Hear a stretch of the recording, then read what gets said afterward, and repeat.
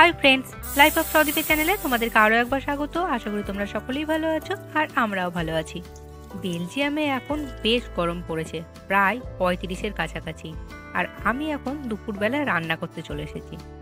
আজকে বাড়তি ছিল রবিবার, আমি রান্না করছি টোটালি নিরামিষ। রবিবারের দিন অনেকেই মাছ, মাংস, ডিম অনেক কিছু খায়, কিন্তু আমি খাই নিরামিষ, মানে আমরা।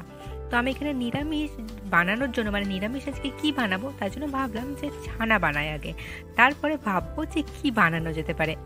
আসলে শুভ ছানা খেতে খুব ভালোবাসে আর ও পনিরের তরকারি খেতেও খুব ভালোবাসে। পনিরের তরকারি অবশ্য আমিও খেতে খুব ভালোবাসি, তাই ভাবলাম ছানা বানানোর পর আমরা আর কি ভাববো যেটাকে পনির বানানো যায় কি যায় না। তো একটা জিনিস ভুল করেছি, এটা আমি যখনই পনিরের তরকারি বানাই তখন কি আমি আগের দিন রাত্রিবেলাতে শুভ ছানাটা মোটামুটি করে পনিরটা রেডি করে ফ্রিজে রেখে দেয়, সকালবেলা কিন্তু খুব সুন্দর পনির হয়ে যায়। কিন্তু আজকে আমি ভুলে গিয়েছিলাম, মানে শনিবার রাত্রিবেলা করার, তাই আজকেই করলাম। আর এটা আর কি ছানার ডালনা বানাবো। আর আমি এইদিকে ছানার ডালনায় কি কি মশলা দেবো সেটা রেডি করে নিয়েছি। দেখতেই পেলে আমি এখানে একটু কিশমিশ, কাজু, তারপরে তিল আর পোস্ত, বাদাম, তারপরে আদা, টমেটো, জিরে আর বড় এলাচ আমি সব কিছু রেডি করে নিয়েছি। লঙ্কাটা রেডি করতে ভুলে গিয়েছিলাম, ওটা আমি পরে বেটে নিয়েছিলাম। তো ওইদিকে তো মশলা আমার রেডি হয়ে গেছে আর এইদিকেও আমার ছানা কিন্তু হয়ে গেছে। আমি 1 লিটার দুধে ছানা বানিয়েছিলাম। এবার আমাকে ছানার ডালনা বানানোর জন্য খুব সুন্দরভাবে ছানাটাকে মাখাতে হবে। আর ছানার ডালনা বানানোর জন্য আমি এখানে কিছুটা পরিমাণ, মানে অল্প সামান্য আলু সেদ্ধ করে নিয়েছিলাম।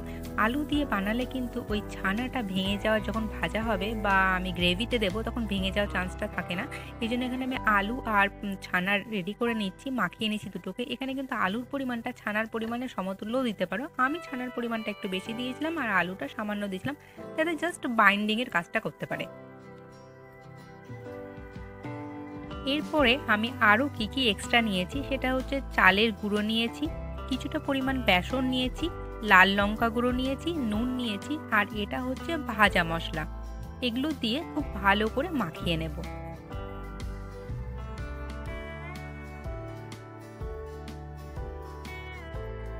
মাখানোর পরে এবার এখানে ছোট্ট টুইস্ট আছে, সেটা আমি হাফ, মানে পরিমাণে একটু কম ছানা আলাদা করে নিয়েছি, তাতে কিশমিশ আর বাদাম কুচি করে দিয়ে দিয়েছি আর এখানে দিয়েছি হলুদ, দিয়ে এটাকে খুব ভালো করে মাখিয়ে নিচ্ছি।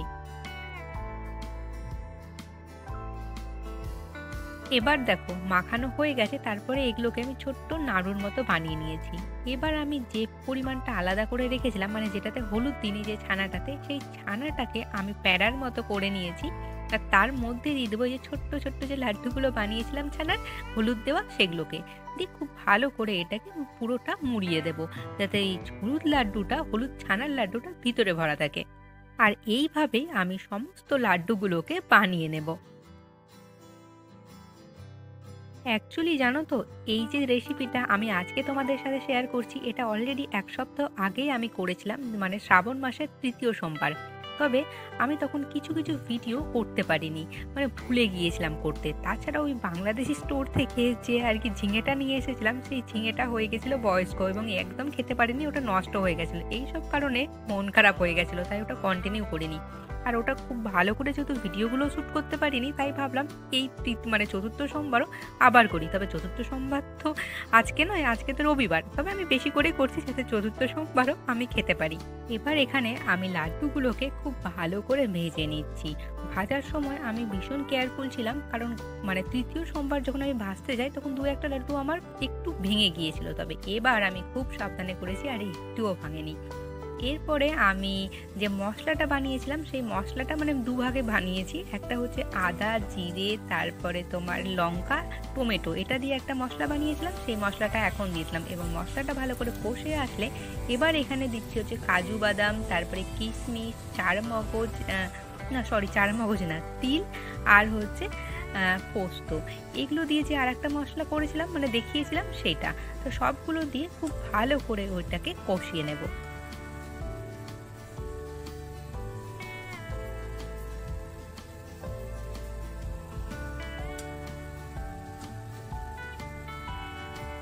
মশলা আমার খুব ভালো করে কষে আসলে আমি এখানে দিয়ে দেব দই।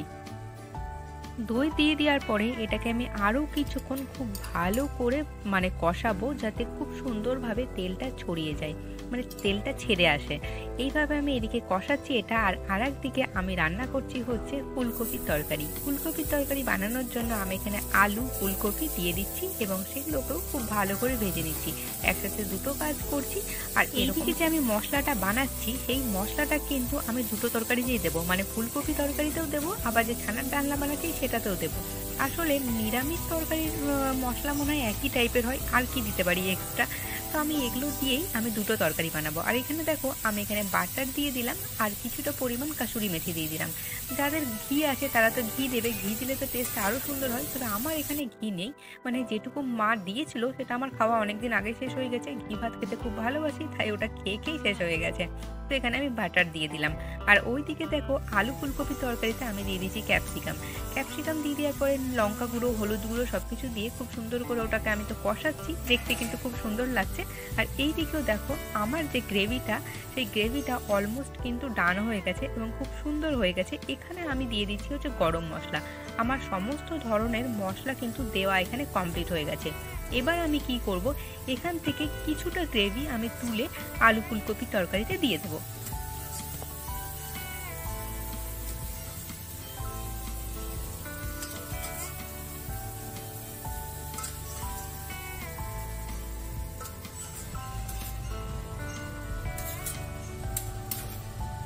এইদিকে আমি আলু ফুলকপি তরকারিটা মশলার সাথে খুব ভালো করে কষিয়ে নিয়েছি। এবার ঢাকা দিয়ে রেখে দেবো, এটা ধীরে ধীরে সেদ্ধ হোক। আর আমি এইদিকে কি করলাম, সমস্ত মশলাই তো একই, তবে এখানে আমি দিয়ে দিচ্ছি হচ্ছে কিছুটা পরিমাণ গোলাপ জল, যাতে গোলাপ জলের সুন্দর একটা আর কি স্মেল আসে, যেটা আমার কিন্তু বেশ ভালো লাগে।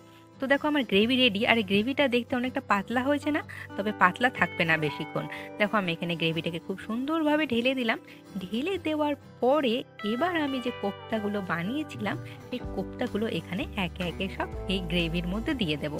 আর এই কোপ্তাগুলোই যখন ঠান্ডা হবে আস্তে আস্তে কিন্তু ও গ্রেভিটাকে শুষে নেবে অনেকটা, এবং সফট হয়ে যাবে আর গ্রেভিটা ঘন হয়ে যাবে। এবার চলো তোমাদেরকে একটা কেটে দেখায়, যে টুইস্টটা করেছিলাম না ভিতরে হলুদ দিয়ে, একটু হলুদ ছানা আলাদা করে ভরে, তাতেই দেখতে কতটা সুন্দর লাগবে।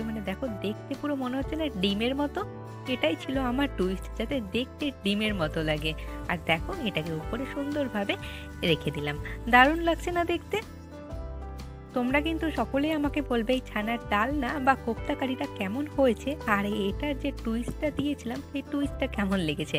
আর এই দিকে দেখো আমার আলু ফুলকপির তরকারিও অলমোস্ট ডান হয়ে গেছে। দুটো জিনিস, এই দুটোই আমি বানিয়েছিলাম, আর আমি এক্সট্রা করে ডাল বানাইনি, কারণ দুটোতে বেশ ভালো গ্রেভি আছে, যে দুটো দিয়েই ভাত খাওয়া অনায়াসে হয়ে যাবে। আর এই খাবার দুটো আমার শুধু রবিবার না, সোমবারের দিনও হয়ে গেছিলো দুপুরবেলা অবধি। তো এখানে দেখো আমি শুভ অলরেডি ল্যাব থেকে চলে এসেছে। আজকে অবশ্য রবিবার হলেও ও ল্যাবে গিয়েছিল, ওর কিছু কাজ ছিল, তো ওকে এবার আমি এখানে খেতে দিচ্ছি।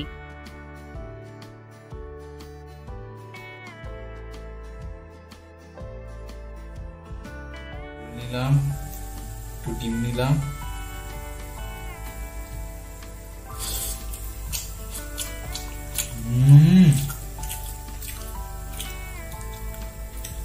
নিরামিষ ডিম অসাধারণ হয়েছে, অসাধারণ।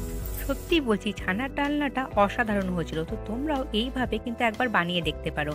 আর আমার ভিডিওটা আজকে এই পর্যন্তই। তোমাদের কেমন লাগলো অবশ্যই জানিও। ভালো লাগলে সাবস্ক্রাইব করে আমার পাশে থেকো। তোমাদের সাথে দেখা হচ্ছে নতুন আরো একটি ভিডিওতে। ততক্ষণের জন্য বাই বাই।